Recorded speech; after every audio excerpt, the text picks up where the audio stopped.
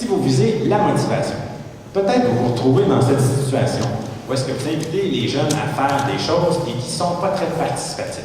Et là, je m'excuse, le personnage de droite semble se baisser les culottes, mais c'est plus un ado qui s'y les tient pour pas que ça tombe. Je suis désolé s'il y en a qui ont été choqués par cette image troublante. Donc, si vous visez la motivation, parce que des fois, on ne va pas avoir des visées pédagogiques et puis un projet, on veut juste que les élèves soient plus engagés, puis il n'y a rien de mal à prendre du temps de classe pour ça, selon moi. Donc, puisque les élèves vont beaucoup être sur le web, ce serait important, si vous visez ça, que vous ayez des bonnes stratégies de recherche Internet. Vos CP ont sûrement des formations là-dessus. Sinon, vous pourrez consulter le document qui est sur le site web à ce sujet, parce qu'on dit souvent aux élèves, va chercher dans Internet. On va à la bibliothèque, on leur montre tout comment ça fonctionne pour trouver des livres. Et sur Internet, on leur dit, va chercher dans Internet. Puis, 95% des élèves, 5 minutes après qu'ils sont dans Google, sont sur un autre site, puis ils ne savent même pas qu'est-ce qu'ils font là. Donc, avoir des stratégies, ça peut être bon. Donc, si Excel était pratique pour la réussite, les fichiers pour la collaboration, la recherche Internet va être pratique pour la motivation. À ce sujet, j'ai utilisé le Palais des Congrès comme première destination parce que je trouve que c'est le festival du PowerPoint constant au Palais des Congrès. Puis des fois, comme enseignant, on l'utilise aussi. Donc, beaucoup d'enseignants vont faire des recherches et des présentations avec cet outil-là, ce qui est bien.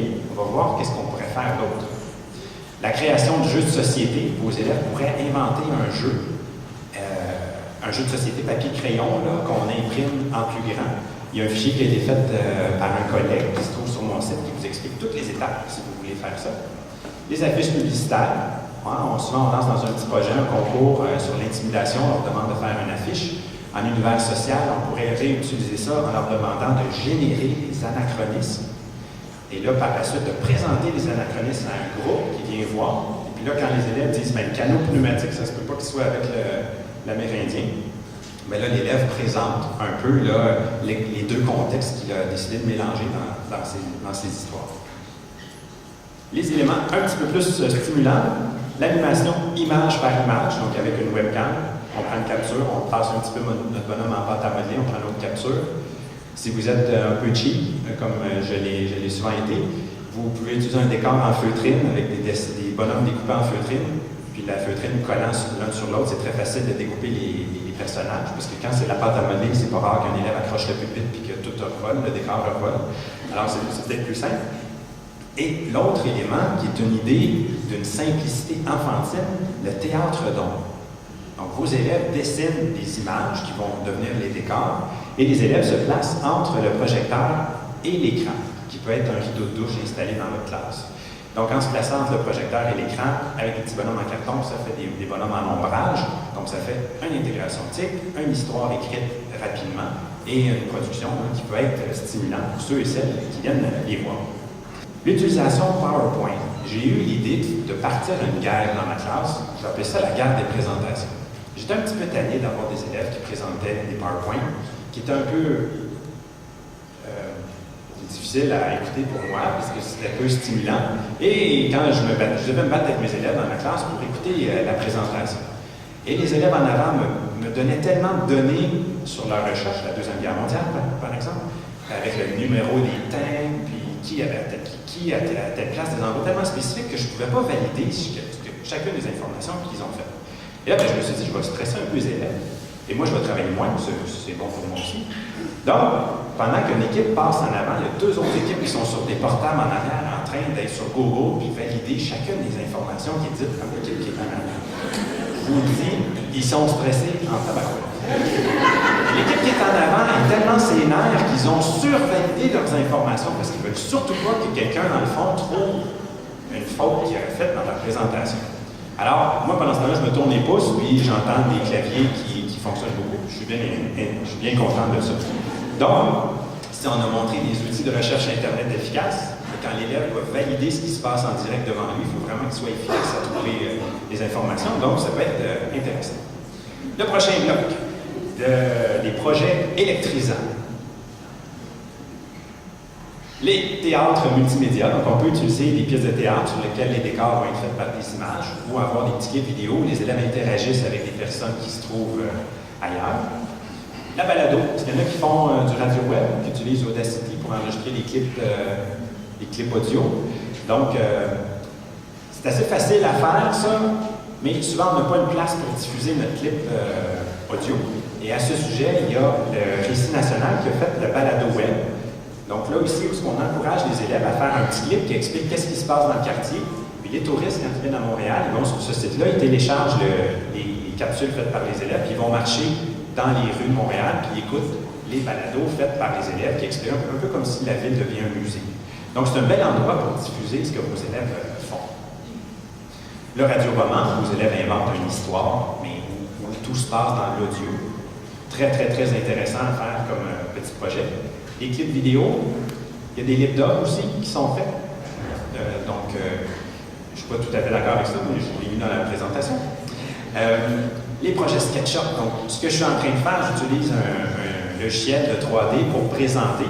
C'est simple comme bonjour, on se met une bâtisse, on prend l'image, on la glisse sur notre bâtisse, puis clanc, l'image à l'appareil. Donc on peut faire des musées virtuels, on peut faire tout plein de choses. Et bien sûr, les projets cinéma où les élèves filment, enregistrent, font le montage, font la fiche publicitaire, le site web pour publier, le journal de bord pour raconter tout ce qui s'est passé. Donc ça peut être bien intéressant.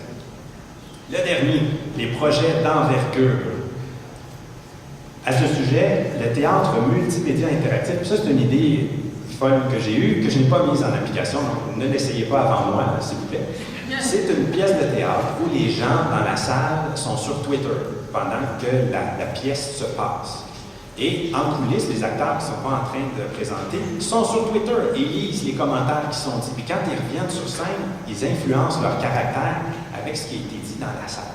Donc ça pourrait être quelque chose d'assez intéressant, mais un peu casse-cou aussi. Des émissions de radio live, où est-ce que vous êtes en streaming, donc les parents sont à la maison et écoutent ce qui se passe dans votre classe. Si vous voulez que votre émission soit bonne, gardez-la en bas de 5 minutes. Plus que 5 minutes, c'est sûr qu'il va y avoir des choses plates. Puis les parents ne pourront pas les écouter non plus. Un bulletin de nouvelles en direct.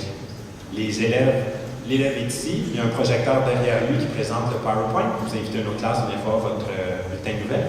L'élève qui est ici, au lieu de lire des feuilles, il lit un deuxième projecteur qui est dans le fond de la classe, parce qu'un élève fait défiler de documents Word qui lit, donc un télésouffleur.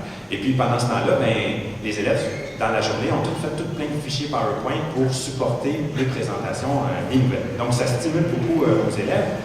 Vous pouvez dire ce matin, on rentre à 8 h, puis à 2 h, on a une classe qui vient dans la nôtre pour voir le bulletin de nouvelles que vous allez créer. Et ça stimule énormément vos élèves. On va voir quand on peut faire ce genre d'affaires-là, quand on a des journées qu'on peut utiliser afin de faire ça. Les petites bâtisses qui ont paru entre. Il reste 2 derniers sauts, puis j'arrive à mes trucs. Donc, des créations de livres multimédia. Est-ce qu'il y en a qui ont déjà utilisé Didapage? Oh, wow, c'est impressionnant. Donc, c'est un logiciel dans lequel on peut mettre des clips audio, des clips vidéo, du texte. Pas facile, le 1.1, la version 2 est payante, mais elle est sur le web. Donc, c'est des outils qui peuvent être intéressants. Un petit peu plus simple, des projets journalistiques. Votre classe devient 3 compagnies qui vont se faire compétition à produire une revue, un magazine, et vous donnez juste le délai comme support pour vos élèves, c'est-à-dire, on va publier le 31 avril. D'ici là, arrangez-vous dans vos compagnies pour générer le projet. J'ai tout défini, là, quand je dis arrangez-vous avec vos élèves, on en parle comment, là, des structures qui sont bonnes à mettre en place. Et pour ceux qui connaissent PowerPoint, sûrement que vous avez découvert Précis, vos élèves vous l'ont fait découvrir. Là, vous me dites, Stéphane, dans le fond, en arrière, là, je ne suis pas rendu là. Mais il n'y a pas de destination vraiment à y avoir. L'important, c'est de savoir quelle branche que vous voulez prendre. Qu'est-ce qui se trouve là? Est-ce que ça se trouve à être stimulant pour vous? Il y a une toute petite bâtisse qui se trouve en arrière de tous les gratte-ciels que j'ai mis.